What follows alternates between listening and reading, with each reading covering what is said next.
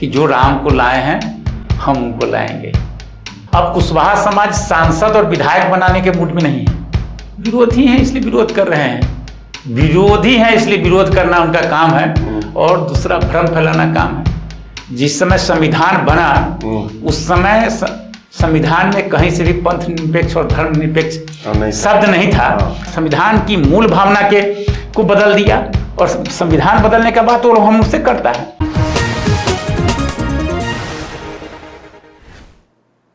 नमस्कार, मैं हूं कौशलेंद्र झा और आप देख रहे हैं केकेएन लाइव।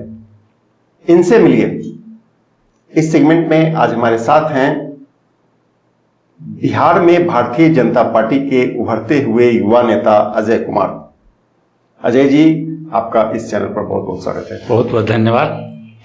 अभी लोकसभा का चुनाव है। जी। आप लोग हिंदुत्व के मुद्दे पर, राष्ट्रवाद के मुद्दे पर, 370 धारा कश्मीर में 370 के मुद्दे पर, राम मंदिर के मुद्दे पर, विकासवाद के मुद्दे पर चुनाव लड़ रहे हैं। चुनाव अपने सवाब पर है।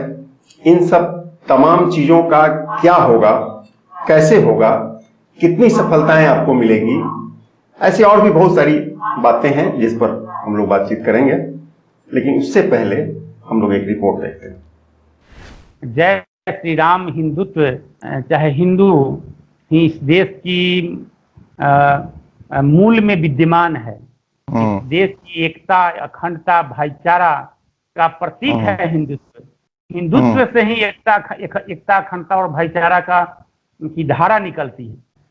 हम जय श्री राम का नारा लगाते हैं, हम हिंदुत्व की बात करते हैं, तो इसका ये मतलब नहीं होता है कि हम किसी दूसरे के धर्म में दखल दहानी करते हैं, उनके हस्तक्षेप करते हैं। ऐसा कोई बात नहीं है।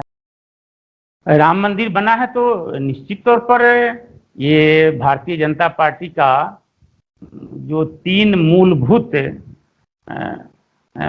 घोषणा पत्र था, जो भारतीय जनता पार्टी जिसको लेकर के चलने का काम चल रही थी, वो उसमें से एक राम मंदिर भी था और वो पूरा हुआ है। तो इसको लेकर के हम लोग चलेंगे ही। 370 धारा समाप्त होने के बाद वहाँ पे दलित को आरक्षण मिलने का काम हुआ है। वहाँ जो दलित रह रहे थे उनको कोई आरक्षण नहीं था, तो वहाँ पर आरक्षण मिलने का काम हुआ है दलित भाई, इसलिए निश्चित तौर पर फायदा हुआ और हम लोग के साथ रहेंगे। 370 से दलित भाई को फायदा है। एकदम से माहौल एनडीए के पक्ष में है। बिहार प्रदेश बीजेपी किसान प्रकोष्ठ के प्रदेश उपाध्यक्ष रह चुके अजय कुमार वर्तमान में संगठन जिला ढाका प्रभारी हैं। बिहार के वैशाली लोकसभा क्षेत्र में कुशवाहा समाज का एक जाना पहचाना नाम है अजय कुमार। इलाके में हिंदुत्व का बड़ा चेहरा भी है। वैशाली के मीनापुर विधानसभा से 2 बार चुनाव लड़ चुके हैं। पहली बार 2015 में बीजेपी की टिकट से लड़े, दूसरे स्थान पर रहे। 2020 में बीजेपी से टिकट नहीं मिला तो पार्टी छोड़ दी और एलजेपी के टिकट से विधानसभा का चुनाव लड़ गए। चुनाव हारने के कुछ वर्षों बाद इन्होंने फिर से बीजेपी ज्वाइन कर लिया है। इनके पिता दिनेश प्रसाद वर्ष 2000, 2005 और 2010 में 3 बार मीनापुर के विधायक रह चुके हैं। अपने दूसरे कार्यकाल में कुछ वर्षों के लिए दिनेश प्रसाद बिहार सरकार में मंत्री भी रह चुके हैं। अजय कुमार वैशाली लोकसभा से एनडीए के उम्मीदवार बीना देवी के लिए पुरजोर तरीके से चुनाव प्रचार में जुटे हैं। वर्ष 2019 के मोदी लहर में एलजेपी के टिकट से बीना देवी चुनाव जीत चुकी हैं। हालांकि 2024 में हालात थोड़े बदले हुए हैं। इस बार एनडीए के कोर वोट में बिखराव का खतरा उत्पन्न हो गया है। दूसरी ओर वैश्य समाज में असंतोष है। कुर्मी समाज भी अंदर खाने खुश नहीं है। ऐसे में मोदी लहर का क्या होगा? सबसे बड़ा सवाल ये कि राम मंदिर का क्या होगा? क्या एनडीए को इसका लाभ मिलेगा? राम मंदिर का क्या होगा, जय श्री राम का क्या होगा, ऐसे बहुत सारे सवाल हैं जो अभी आपने अपनी इस रिपोर्ट में देखा है। 370 मैं पहले ही बता चुका हूं।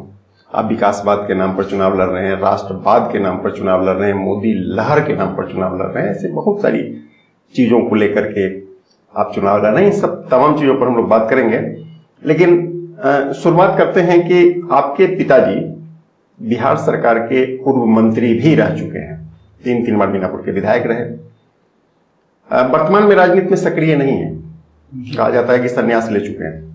कैसे हैं वो? अच्छे हैं, स्वस्थ हैं, ईश्वर की कृपा से, आप लोगों के आशीर्वाद से स्वस्थ हैं। उनकी दिनचर्या क्या है? उनकी दिनचर्या अपने परिवार के साथ, हम लोगों के साथ रहते हैं, समय गुजारते हैं। अब और गांव समाज में, लोकल में, स्थानीय स्तर पर लोगों के सुख दुख में भागीदार रहते हैं, मतलब सक्रिय हैं। सक्रिय हैं, लोकल स्थानीय स्तर पर सक्रिय हैं। बहुत भाग दौड़ करने की स्थिति में नहीं है, बहुत भाग दौड़ करना अब नहीं चाहते हैं। हम लोग भाग दौड़ कर रहे हैं तो वो अब चाहते हैं कि थोड़ा आराम से समय निकले। पहले कुछ दिनों पहले तक तो खेती बाड़ी भी कर लिया करते थे, अब उससे भी वो संन्यास ले चुके हैं। अच्छा, उससे भी संन्यास? जी जी जी। चलिए, तो उनके दीर्घायु होने की हम लोग कामना करते हैं, लेकिन यहीं से हमारा सवाल शुरू होता है कि आप लोग परिवारवाद का आरोप लगाते हैं। ये ठीक ठीक। दूसरे पर आप ये इल्जाम आपका रहा है कि परिवारवादी पार्टियों से देश को नुकसान है, लेकिन आप स्वयं भी तो उसी परिवारवाद के ऊपर है। परिवारवाद का मतलब ये है कि कोई भी व्यक्ति पार्टी का शीर्ष नेतृत्व उसी परिवार का होगा।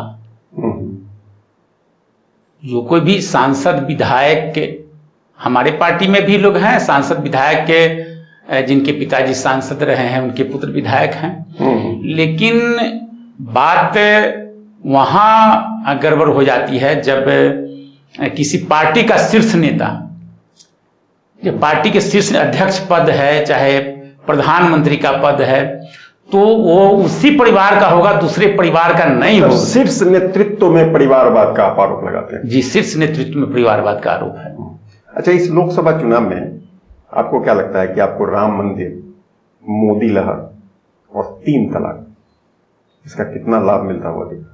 इसका लाभ है, जिस समय मंदिर का शुभारंभ हो रहा था, हमें मीनापुर के क्षेत्रों में जाने का मुझे मौका मिला, लोगों में गजब का उत्साह दिख रहा था। तब की बात हम नहीं करें, अब आज भी उत्साह है। लोगों के मन में ये भाव है कि जो राम को लाए हैं हम उनको लाएंगे। लेकिन आपको उम्मीदवार से तो बड़ा नाराजगी? उम्मीदवार से नाराजगी हो सकती है लोगों की, लेकिन हमारे भारतीय जनता पार्टी के कार्यकर्ता राष्ट्र प्रथम, देश प्रथम, पार्टी प्रथम, उसके बाद व्यक्ति, ये चीजें हमारे पार्टी के आइडियोलॉजी में है। और ये हम लोग प्रत्येक कार्यकर्ता को आज चुनाव के दिन ही नहीं, जब चुनाव समाप्त हो जाता है उसके कल से ही फिर उनको ट्रेंड करने का, उनको शिक्षित करने का, उनको प्रशिक्षित करने का, उनको राष्ट्रवाद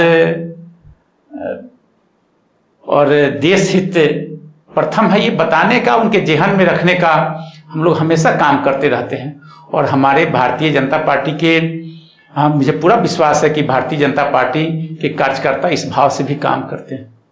इसलिए बीना जी कोई मायने नहीं रखती है, लोग नरेंद्र मोदी जी को सामने रख करके वोट करेंगे, ऐसा मुझे पूरा विश्वास और उम्मीद है।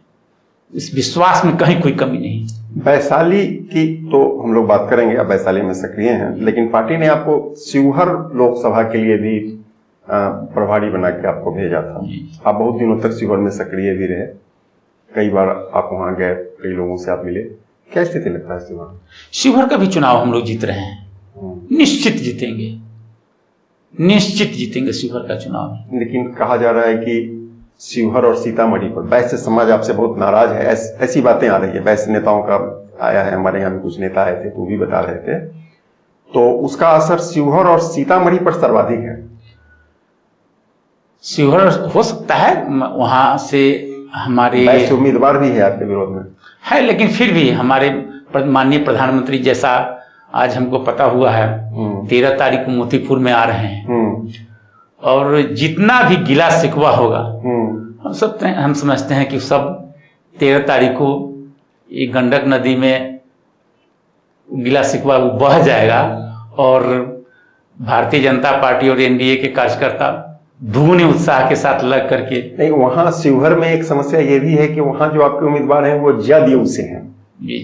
जदयू को लेकर के आपके ही दल के कार्यकर्ताओं में एक असमंजस की स्थिति आज भी बनी गई है कि वो कब तक आपके साथ रहेंगे, इसको लेके एक असमंजस है। आपके नेताओं में क्या है वो आप समझिए, लेकिन कार्यकर्ताओं से जो हम लोगों की बात होती है तो उसमें यह असमंजस है। तो क्या इसका असर भी शिवहर पर पड़ेगा? कोई इसका असर नहीं पड़ेगा सर। पूरा विश्वास आपको दिलाना चाहते हैं कि इस बात का कोई असर नहीं पड़ेगा। हम लोगों ने जब ये गठबंधन हुआ तो कुछ इस ढंग की बातें हम लोगों के सामने आई, तो पहले प्रदेश स्तर पर बुला करके भारतीय जनता पार्टी के कार्यकर्ताओं को इसका ये गठबंधन क्यों किया गया, इसकी अहमियत को बताया गया।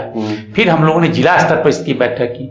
हम लोग इस तरह का बैठक मंडल स्तर पर जाकर किए हैं और सारे भारतीय जनता पार्टी के कार्यकर्ताओं को हम लोगों ने समझाने का काम किया है और सारे भारतीय जनता पार्टी के कार्यकर्ताओं को हम लोग समझाने में सफल भी रहे हैं और इस बात के लिए आश्वस्त भी हैं कि जब से केंद्र में माननीय नरेंद्र मोदी जी के नेतृत्व में और अमित शाह जी के नेतृत्व में भारतीय जनता पार्टी की सरकार आई है और जब से केंद्रीय नेतृत्व उनके हाथों में है, भारतीय जनता पार्टी उत्तरोत्तर विकास कर रही है देश के पैमाने पर। और हमारे कार्यकर्ताओं को भरोसा है कि उन्होंने जो फैसला लिया है वो भारतीय जनता पार्टी के विकास के हित में होगा, विकास के लिए होगा। इसलिए सारे कार्यकर्ता इस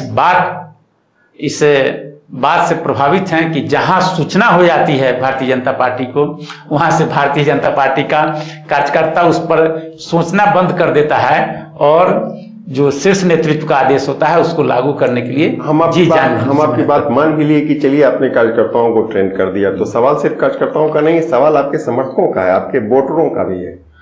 तो जो आपके समर्थक हैं, जो आपके वोटर हैं, उनके मन में तो असमंजस है। उनके असमंजस को भी दूर करने के लिए हमारे भारतीय जनता पार्टी के कार्यकर्ता घर घर जा रहे हैं और हम लोग बता रहे हैं, एक एक वोटर को बताने का काम कर रहे हैं कि आपने जो एक वोट दिया नरेंद्र मोदी जी को, कमल छाप को और उनके इलाज को, उस वोट के ताकत के ही कारण आज आपको जम्मू कश्मीर से 370 धारा हटा है, राम मंदिर का निर्माण हुआ है, 3 तलाक विधेयक लाया गया है और उसी का परिणाम है कि आपको पीएम किसान सम्मान निधि के तहत आपको साल में 6,000 रुपया मिल रहा है, गैस सिलेंडर मिला है, जनधन खाता आपको मिला है। ये सारी सुविधाएं आपको 1 रुपये से भी कम दर पर किसानों के लिए बिजली मिल रही है। तो ये आपकी एक वोट की ताकत है। हमारे कार्यकर्ता घर घर जा रहे हैं, पूरे मंडली बना करके, टीम बना करके जा रहे हैं। कोई नाराजगी होगी तो एकदम से दूर हो जाएगा। इतना सब कुछ देने के बाद भी वैशाली में आपके उम्मीदवार के प्रति नाराजगी क्यों? नाराजगी हम कह रहे हैं कि नाराजगी हो सकती है उनके किसी काम से, जो लोग रहते हैं थोड़ी बहुत नाराजगी होती है, इसको स्वीकार करने में कहीं से कोई दिक्कत नहीं है। लेकिन वो नाराजगी सब एकदम से समय आते आते, और हम समझते हैं कि काफी सारी नाराजगी दूर हो गई है और लोगों का कहना है कि मिलते ही नहीं। ऐसी बात नहीं है कि मिलते नहीं हैं। हम समझते हैं कि विधान पार्षद महोदय और सांसद महोदय स्वयं, हमको तो नहीं लगता है कि कोई सांसद ज्यादा उनसे कोई मिलने वाला होगा। वो तो यहाँ उनका घर है, जब भी लोग जाते हैं दरवाजा खुला रहता है और उनसे मिलने का काम करते हैं। आप विकास की बात आप कर रहे थे, तो आपको लगता है कि सांसद महोदय ने जो वैशाली क्षेत्र के में 5 वर्षों में जो विकास का काम किया, आपके समझ से वो पर्याप्त है? सांसद महोदय तो एक एक मतलब इकाई है, एक विकास का एक छोटा सा जरिया है, एक छोटा सा जरिया है। मुख्य विकास तो शीर्ष नेतृत्व पर निर्भर करता है। इस देश का विकास, राज्य का विकास शीर्ष नेतृत्व पर निर्भर करता है। अगर प्रधानमंत्री किसी राज्य के, किसी देश के अच्छे नहीं हो, उनका सोच गरीबों के प्रति नहीं हो, उनका सोच अपने परिवार के लिए हो, खुद के लिए हो, तो क्या कर सकते हैं देश और समाज और राज्य के लिए? कुछ नहीं कर सकते हैं। अच्छा, एक चर्चा और भी है कि कुर्मी समाज जो है वह भी नाराज है वैशाली में, खास करके एलजेपी के उम्मीदवार होने की वजह से। 2020 में उनका मानना है कि 2020 में इनके वजह से जदयू को बड़ा नुकसान हुआ था, तो इस वजह से थोड़ा सा उनमें नाराजगी है, थोड़ा सा असंतोष है। क्या लगता है आपको? हम तो मीनापुर में परसों भी अपने यहाँ के जो हम समझते कुर्मी समाज के एकमात्र मुखिया हैं, वरुण सरकार मुखिया पति हैं या मुखिया हैं, शायद मुखिया हैं अपने, हम उनसे मिले हैं। और अभी यहाँ से अभी मैं आ रहा था तो और रेपुरा वगैरह से भी फोन आया है, लोग हमको बुलाया है। लेकिन हमको तो ऐसा कहीं से नहीं लगता है। सब लोग नीतीश जी के प्रति, नीतीश जी के नेतृत्व में उन लोगों का आस्था है, और हमको नहीं लगता है कहीं से इस तरह की कुछ बात होगी। हो सकता है एक आध दो लोग हों, ऐसे कुछ हो सकते हैं, लेकिन ऐसा कोई समूह हमको नहीं लगता है कि इस गठबंधन से नाराज हो। चर्चा तो ये है कि कुशवाहा समाज में भी नाराजगी। कोई नाराजगी नहीं है सर, मीनापुर में तो कोई नाराजगी हमको नहीं दिख रही है। नहीं, all over Vaishali, all over Vaishali में होगी तो हम लोग उसको दूर करेंगे। हमारे नेता भारतीय जनता पार्टी के प्रदेश अध्यक्ष और विधानमंडल दल के नेता माननीय सम्राट चौधरी जी हैं। लोग कुशवाहा समाज की निगाहें उनकी ओर लगी हुई है। 2014 में तो एक सीट लोकसभा में भारतीय जनता पार्टी को मिला था, 2019 में भी एक सीट भी नहीं मिला। उसके बावजूद भी भारतीय जनता पार्टी, कुशवाहा समाज के लोगों ने भारतीय जनता पार्टी को वोट करने का काम किया। आज तो भारतीय जनता पार्टी टिकट नहीं मिलने से नाराज है। तो अब कुशवाहा समाज सांसद और विधायक बनाने के मूड में नहीं है। अब कुशवाहा समाज बिहार का नेतृत्व, मुख्यमंत्री अपने कुशवाहा समाज में तलाश रहा है। इसलिए जो छोटी मोटी बातें होगी सब इन बातों के कारण समाप्त हो रही है और समाप्त हो जाएगी। वैशाली में आरजेडी ने एक बड़ा खेला कर दिया, फीक के कोर वोट से उम्मीदवार खड़ा कर दिया है मुन्ना शुक्ला जी को। कितना नुकसान होगा? हमको नहीं लगता बहुत नुकसान होगा। वो समाज के लोग बहुत बुद्धिजीवी हैं, बहुत सोच समझ करके वोट करते हैं। व्यक्ति हम समझते हैं कि राष्ट्रवाद, विदेश नीति, देश की चिंता अगर कोई समाज सर्वाधिक करता है तो वह हम समझते हैं भूमिहार समाज है। इसलिए वो लोग स्वयं सक्षम है। हम समझते हैं किसी को उनको बताने की जरूरत नहीं है कि उनको कहाँ वोट करना है। और हम तो, हमारी बातचीत लोगों से हो रही है तो लोग कह रहे हैं कि नहीं, हम बहुत एक्टिव नहीं दिखेंगे लेकिन वोट हम आपको करेंगे, हम वोट मोदी जी को करेंगे। वो लोग कहीं से कोई प्रत्याशी के को माइंड में रख करके वोट नहीं कर रहा है। वो लोग वोट देश, राष्ट्र, एकदम अगर जिम्मा कोई समाज अगर लेता है तो हम कह सकते हैं कि भूमिहार समाज लेता है। मैं दिल से कहता हूँ। मुजफ्फरपुर में भी इसका असर पड़ेगा। मुजफ्फरपुर में इसका सकारात्मक, मुजफ्फरपुर में तो काफी वोटों से हमारी जीत होगी। वहां कहाँ कोई लड़ाई में है, वहां कोई लड़ाई में नहीं। पहले आप जिन पर बहुत सारा इल्जाम लगा चुके थे 2019 के लोकसभा चुनाव में, आज उन्हीं के लिए आपको कहा जाता है कि वॉशिंग मशीन आप पर एक इल्जाम याद है, तो आपने यहाँ भी फिर वॉशिंग मशीन लगा दिया। हम लोग तो देश प्रथम, राष्ट्र प्रथम की बात करते हैं। जो इस नीति को और सिद्धांत को स्वीकार करता है सबका स्वागत है। कोई डॉक्टर है पेशे से। आप इन्हीं कारणों से उन पर पिछले बार इल्जाम लगा रहे थे। आप कह रहे थे कि वो क्या आपने इल्जाम लगाया था? क्या इल्जाम लगाए थे हम लोग? हो सकता कहें कि हम ये जातिवादी राजनीति, हम लोग हो सकता है कहें हो कि हाँ जातिवाद की राजनीति करते हो, ऐसा कुछ हो सकता है। लेकिन आज वो हमारी नीति और सिद्धांत को स्वीकार करके बहुत पहले, आज ही नहीं, हमारे बिहार प्रदेश में भारतीय जनता पार्टी के वो उपाध्यक्ष थे अभी हमारे पार्टी में। बहुत पहले पार्टी, हम समझते हैं कि जिस समय पुरहन्नी में चुनाव हो रहा था, शायद उसी समय पार्टी वो ज्वाइन कर लिए थे। हमारे पार्टी के बिहार प्रदेश में वो नेतृत्वकर्ता के रूप में थे। नीतीश कुमार जी के आपके साथ आने से, जेडीयू के आपके साथ आने से इस लोकसभा चुनाव में आपको लाभ मिला? एकदम मिल रहा है लाभ एकदम। हमको अपने नेता पर कहना पूरा विश्वास और भरोसा है। लेकिन लोगों का तो कहना है कि उल्टा आपको नुकसान हो गया। नहीं, नुकसान हो, कुछ नुकसान नहीं हो, कुछ नुकसान नहीं हुआ। तो उनके आने से आपका किस एरिया में आपका वोट बढ़ा है? कहाँ आपको लाभ मिल रहा है नीतीश जी का? नीतीश जी का लाभ मिल रहा है ना। नीतीश महिला है, दलित है, सब लोग और ज्यादा फोर्स के साथ हम लोग के साथ जुड़ा है। सब लोग ताकत के साथ काम कर रहा है, वोट देने का काम कर रहा है, दिलवाने का काम कर रहा है। तो महिला पर तो आप भी दावा करते हैं कि आपके साथ हैं। कुछ लोग उनके मोदी के साथ, कुछ लोग उनके साथ भी थे, कुछ लोग उनके साथ, पार्टी है, संगठन है, तो उनके साथ लोग सब लोग थे ही थे। ऐसी बात नहीं है कि उनके साथ उनके जानने चाहने वाले लोग नहीं हैं, उनके जानने चाहने वाले भी लोग हैं। आप लोगों का तो दावा है कि बिहार की सभी 40 सीट पर आप चुनाव जीतने जा रहे हैं, लेकिन आप जमीन से जुड़े लोग हैं, बेबाक बोलते हैं। आप भी घूम रहे हैं, कई लोकसभा क्षेत्रों में आप गए हैं, शिवहर, वैशाली के अलावा भी। तो दिल से बताइए कि आपको क्या लगता है, कितना नुकसान होगा बिहार में?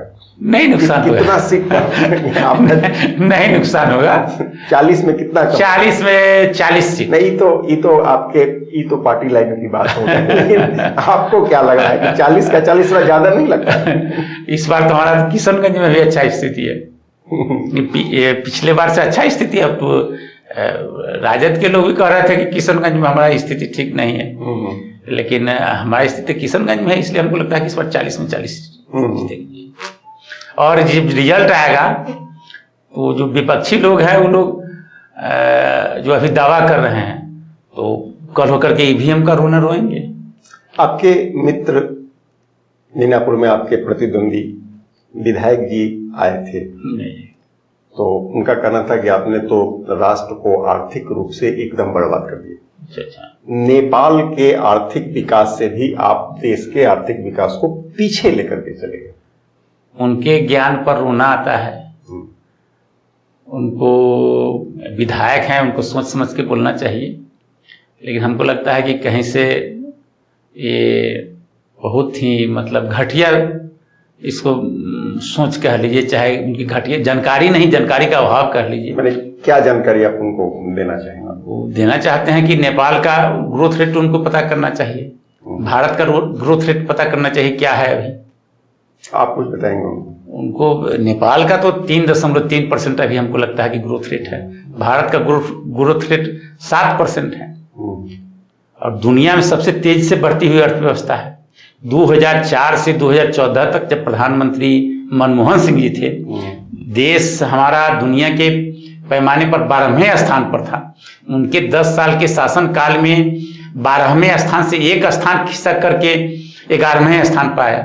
लेकिन नरेंद्र मोदी जी के नेतृत्व में जब भारतीय जनता पार्टी की सरकार बनी, तो इन 10 सालों में हम लोग तो 5वें नंबर की, विश्व की 5वें नंबर की अर्थव्यवस्था बन गया है। लेकिन उनका तो कहना था कि आप लोग सिर्फ गुमराह करते हैं। उनके ज्ञान पर रोना आता है, उनके ज्ञान पर रोना आता है। वो लोग इसी ढंग से झूठ और भ्रम का फेब फैलाते हैं, लोगों को दिग्भ्रमित करने का काम करते हैं, गुमराह करने का काम करते हैं। लेकिन दुनिया और गांव समाज के लोग, सब लोग देख रहे हैं कितनी तेजी से भारत विकास कर रहा है। ये कोरोना महामारी को, जैसे महामारी जो विश्व में एक त्रासदी था कोरोना महामारी, उसके बावजूद भी भारतीय अर्थव्यवस्था विकास को, पॉजिटिव विकास और अच्छा तीव्र विकास को बनाए रखा। जिस समय दुनिया की अर्थव्यवस्था कोलैप्स कर रही थी, महंगाई चरम पर था, इंग्लैंड में, श्रीलंका में, पाकिस्तान में आज भी है, उस परिस्थिति में भारत विकास करता रहा है। लेकिन महंगाई, बेरोजगारी, उनका कहना है कि 10 वर्षों के कार्यकाल में ये सब बहुत ज्यादा बढ़ गया। तो विरोधी लोग हैं, उनको कहने के अलावा तो कुछ है नहीं। विरोधी हैं इसलिए विरोध कर रहे हैं, विरोधी है इसलिए विरोध करना उनका काम है, और दूसरा भ्रम फैलाना काम है। सच्चाई और रियलिटी से तो कुछ लेना देना उनका है नहीं।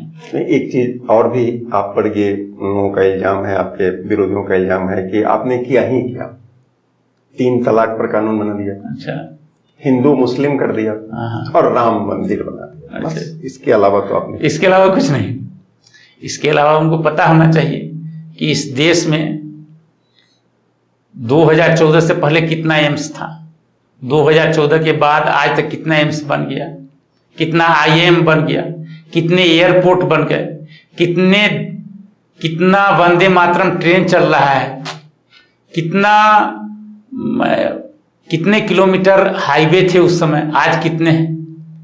3 लाख किलोमीटर उस समय हाईवे था, आज 7,20,000 किलोमीटर हाईवे बन गया है। उस समय 74 एयरपोर्ट थे, आज नया 2014 से 2024 के बीच में 75 नया एयरपोर्ट बन गया है। चीन आंख दिखा रहा है, चीन, उनका कहना, चीन आंख क्या दिखाएगा, हम अब आंख दिखा रहे हैं। कोई इस 2014 से पहले कोई नेता भारत का आंख चीन के सामने आंख से आंख मिला करके बात नहीं करता था, अमेरिका से आंख मिला के नहीं बात करता। अमेरिका के विरोध के बावजूद भी हम लोग रसिया से तेल का आयात कर रहे हैं। अब सिर्फ हिंदुस्तान पाकिस्तान पर अटके रहते हैं। क्या हिंदुस्तान पाकिस्तान पर अटके रहते हैं? मतलब यही राजनीति करते रहते हैं, हिंदुस्तान पाकिस्तान, हिंदू मुस्लिम। हमारी जो भी योजनाएं चल रही है उसमें कहाँ कोई हिंदू मुसलमान को देख करके हम लोग काम कर रहे हैं। वो लोग मतलब तुष्टीकरण की राजनीति करता है। जिस समय मनमोहन सिंह की सरकार थी 2011 में, वो लोग लक्ष्य केंद्रित हिंसा बिल लेकर के आए थे, जिसमें ये था कि जो कोई भी दंगा अगर होता, उसमें अगर कहीं किसी हिंदू के साथ बलात्कार होता तो उसके वो दोषी नहीं पाए जाते। कोई अगर हिंदू समाज के लोगों के साथ घृणा फैलाता तो उसमें उन पर कोई कार्रवाई नहीं होती। कोई अगर सशस्त्र बल इस दंगा में का एक पदाधिकारी अगर ठीक से कंट्रोल नहीं कर पाता, उसके लिए भी मतलब दोषी माना जाता। हिंदुओं को कोई कंप्लेन करने का अधिकार छीन लिया जाता। तो तुष्टीकरण की राजनीति तो वो करते हैं, हम तो सबके लिए काम करते हैं। तो इन सब चीजों को लोकसभा में उठाएंगे क्या? इन सब चीजों को लोकसभा में वो लोग उठा रहे हैं और उठाएंगे, बताएंगे लोगों को। कुल मिलाकर के जो आप पर आपके विरोधियों का कहना है कि आप अगर इस बार चुनाव जीत गए तो आप 2-3 काम और करेंगे। 3 काम तो जो आपने अभी तक किया, जी, जो आप पर इल्जाम, और 3 काम वो कह रहे हैं कि आप और करेंगे। पहला, आप संविधान खत्म कर देंगे, अच्छा, आरक्षण खत्म कर देंगे, अच्छा, और इस देश को बर्बाद कर देंगे। मतलब अगर आप आ गए तो ये देश का दुर्भाग्य होगा। संविधान से खिलवाड़ करने का काम तो वो जिस दल के एलाइज हैं, जिसके वो एक्सटेंडेड स्पीकर हैं, वॉल्यूम हैं कांग्रेस के, तो कांग्रेस ने आज तक देश में क्या किया? कांग्रेस ने तो कितनी राज्य सरकारों को बर्खास्त करने का काम किया। एक भी किसी राज्य सरकार को, आज बंगाल की स्थिति क्या है, हम समझते हैं कि वो स्थिति उन लोगों के सामने होती तो निश्चित तौर पर वो लोग बर्खास्त कर दिए होते। लेकिन आज हम लोग को संविधान पर और अपने आप पर भरोसा है। हम लोग तो ऐसा कोई कदम नहीं उठाए। वो लोग तो संविधान बदलने की बात, वो लोग संविधान बदल चुका हुआ है। लोग जिस समय संविधान बना उस समय संविधान में कहीं से भी पंथ निरपेक्ष और धर्म निरपेक्ष शब्द नहीं था। लेकिन बाबा साहब ने इस पर डिबेट भी किया। बाबा साहब ने इस पर डिबेट भी किया था कि जब पंथ निरपेक्ष और धर्म निरपेक्ष शब्द रहेगा तो अल्पसंख्यक शब्द उस संविधान में नहीं हो सकता है, वक्फ बोर्ड नहीं हो सकता है, और उनको इन लोगों के लिए काम करना था। इसलिए पंथ निरपेक्ष और धर्म निरपेक्ष शब्द का उन्होंने इस्तेमाल नहीं किया था। लेकिन 1976 में उसमें पंथ निरपेक्ष और धर्म निरपेक्ष शब्द को भी जोड़ दिया गया। इमरजेंसी के दौरान इमरजेंसी लगाने का काम किया। सारा लोकतांत्रिक सिस्टम कोलैप्स था। उसने संविधान की मूल भावना को बदल दिया, और संविधान बदलने का बात वो लोग हम उससे करता है, और आरक्षण खत्म करने की बात वो लोग हम लोग कहता है। 90 से 2005 में उनकी सरकार थी। एक व्यक्ति को भी अगर उन्होंने आरक्षण देने का काम किया हो तो बताइए। एक व्यक्ति को आरक्षण नहीं दिया। आरक्षण तो सिर्फ अपने परिवार के लोगों के लिए दिया है। अपनी बेटी के लिए दिया, अपने बेटा के लिए देने का काम किया। किसी एक गरीब के लिए आरक्षण देने का काम नहीं किया। वो लोग दलितों को भर डराता है, धमकाता है कि आपका आरक्षण खत्म हो जाएगा। हम दलित भाई से कहना चाहते हैं कि भाई सिर्फ आरक्षण आप ही को मिला हुआ है कि अति पिछड़ा समाज को भी मिला हुआ है, पिछड़ा समाज को भी मिला हुआ है, जो गरीब सवर्ण है उनको भी आरक्षण मिला हुआ है। तो आपको सिर्फ आरक्षण कैसे खत्म हो जाएगा? खत्म होगा तो सबको होगा। इसलिए संविधान हमारे ये कभी भी आरक्षण खत्म होने का बात नहीं। हमारे माननीय नरेंद्र मोदी जी ने कहा है कि जब तक मैं जिंदा हूं आरक्षण को कोई माई का लाल समाप्त नहीं कर सकता है। गरीबों के लिए हमारा जो काम है वो हम जारी रखेंगे, उसको कोई ताकत नहीं है। आपके प्रधानमंत्री जी तो कर्नाटक में उन्हीं लोगों पर इल्जाम है। हाँ, और उन्होंने ईबीसी का जो विपक्षी है वो ईबीसी का चाहे ओबीसी का हम लोग का अधिकार छीन करके वो सिर्फ मुस्लिम लोगों को आरक्षण देने का काम कर रहे हैं। उन्होंने कहा है कि हम 370 से पहले कश्मीर में भी नहीं था दलितों को। 370 से पहले कश्मीर में नहीं था और हम लोग दलितों को वहां पर आरक्षण देने का हमने काम किया है। वो बताए ना कि वो लोग कहाँ किसी को एक आरक्षण देने का काम किए हैं। इसलिए संविधान बदलने का काम उन्होंने लोग, संविधान की मूल भावना को उन्होंने समाप्त किया। ठीक है, अंत में आप कुछ कहना चाहेंगे? अंत में हम सभी भारतीय जनता पार्टी के कार्यकर्ताओं को कहना चाहते हैं कि कहीं से भी कोई इस प्रकार का मन में भाव नहीं रखें कि जदयू के आने से भारतीय जनता पार्टी को कोई नुकसान पहुंचा है, चाहे कोई नुकसान होगा। हम लोगों को पूरा यकीन और भरोसा अपने केंद्रीय नेतृत्व माननीय नरेंद्र मोदी जी और अमित शाह जी पर रखना चाहिए। उन्होंने जो फैसला लिया है और आज तक जो भी काम किया है, 2014 में तो 2 से 83 सीटें हम लोग जीते थे, 2019 में 303 सीटें जीते और उनके नेतृत्व में उन पर आस्था रखते हुए हम लोग सभी लोग काम करें तो निश्चित तौर पर 2024 में 303 सीट से ज्यादा भारतीय जनता पार्टी जीतेगी और जितनी सीटें हम लोग शायद 353 सीट एनडीए जीती थी उससे ज्यादा सीट जीतेंगे और आने वाले दिनों में बिहार में भी भारतीय जनता पार्टी के नेतृत्व में बिहार में भी सरकार बनेगी, ऐसा हमारा पूरा विश्वास और भरोसा है। इसलिए जो आदेश हुआ है, जो निर्णय हमारे माननीय नरेंद्र मोदी जी और अमित शाह जी ने जो लिया है, उसके साथ पूरी मजबूती के साथ हम लोगों को खड़ा रहना है। और जो माननीय नरेंद्र मोदी जी का जो जब लक्ष्य तय ही कर दिया है कि भाई हमको 400 पार चाहिए, तो उनके लिए हम लोग सब लोग जी जान से मेहनत करके इस लक्ष्य को पाने का अंत में एक सवाल हमारे मन में और आ गया है जो हम आपसे जानना चाहेंगे। आपने कहा कि नीतीश जी के आने से जो आप लाभ बहुत सारा गिना रहे थे, तो चलते चलते एक चीज बता दीजिए, क्या आप गारंटी लेंगे कि नीतीश जी अगले 2025 के विधानसभा चुनाव में भी आप ही के साथ रहेंगे? हम लोग वर्तमान में जीते हैं सर, हम लोग वर्तमान में जीते हैं और वर्तमान में जो हम लोगों को एक तरह से हम लोग 5 साल काम करते हैं, उसका फल आज प्राप्त करने का समय है। तो इसमें पूरी मुस्तैदी के साथ वर्तमान को देखते हुए और अपने केंद्रीय नेतृत्व पर भरोसा करते हुए हम लोग पूरा ईमानदारी के साथ इस चुनाव को लड़ने का काम करेंगे और फतह होंगे, ऐसा हमारा पूरा विश्वास है। धन्यवाद अजय जी। अभी आपने देखा अजय जी भारतीय जनता पार्टी के एक उभरता हुआ चेहरा और बड़े ही बेबाक अंदाज में 2 टूक शब्दों में अपने सभी सवालों का जवाब दिया। तो बहुत बहुत धन्यवाद आपको।